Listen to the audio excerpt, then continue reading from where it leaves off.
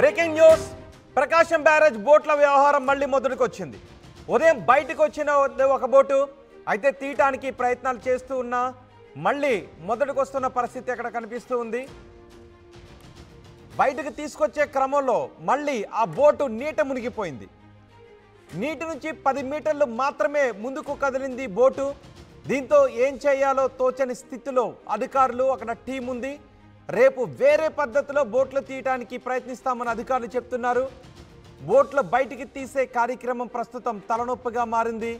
Operation మొదలై 4 రోజులు గడిచినా ఒక్క బోటు కూడా బయటికి రాకపోవడంతో అధికారులు తలలు పట్టుకుంటున్నారు. కాకినాడ నుంచి వచ్చిన టీం ఈ బోట్ల వెలికితీత కార్యక్రమాన్ని చేపట్టింది. ఇప్పుడు మనకి ఆ బోట్లు ఆర్టీవీ స్క్రీన్ పైన కనిపిస్తున్నాయి. ప్రకాశం బ్యారేజ్ దగ్గర బోట్లు తీయటానికి చేస్తున్న ప్రయత్నాలు ఫలించడం లేదు. బయటకు వస్తున్నట్టే వస్తున్నాయి, కదులుతున్నట్టే కదులుతున్నాయి, మళ్ళీ అక్కడే ఆగిపోతున్నాయి.